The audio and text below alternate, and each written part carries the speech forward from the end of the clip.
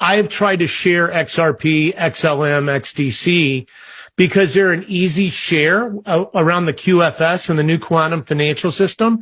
There are enough videos to support what we're talking about where you don't look like you're freaking crazy. You know, when you have Wells Fargo and all of these other banks that are signing up, we have documentation that they will be using XRP. Yep. You want to share it with your friends. It's an easy share. And then from there, let them develop about the other things that are happening. Yeah, concur? I mean, let's jump off from there. So you found out about XRP, QFS, RV, how? So I would say the XRP part of it specifically 3 years ago, but I didn't buy in until probably about a couple years ago. I kind of dove into it, and part of my involvement with the 17 board and some of the people involved in the community really spurred me to look into this asset, and it made me truly understand its fifth dimensional nature. Because we have to understand that the new system, it's not a system that's supposed to be based in the third dimension. It's a system that's supposed to exist on a higher vibrational paradigm. So, we're going to see all these old systems start to crumble away.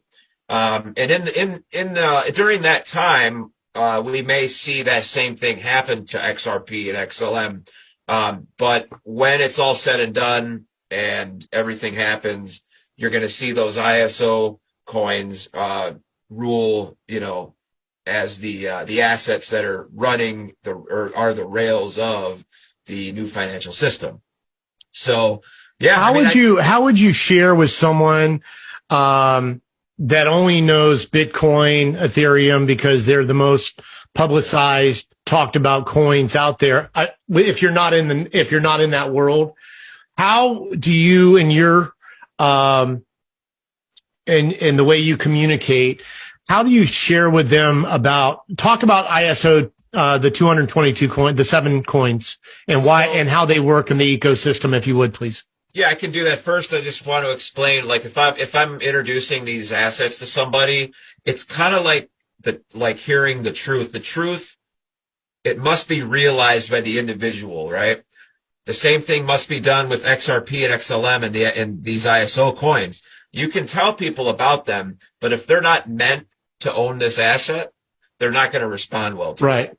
So it's really something that you're not necessarily going to push on them. You want to introduce it to them, and if they receive it well and they have some sort of vibrational connection to it, they may proceed and try to learn more, be receptive to people that teach about it and buy it.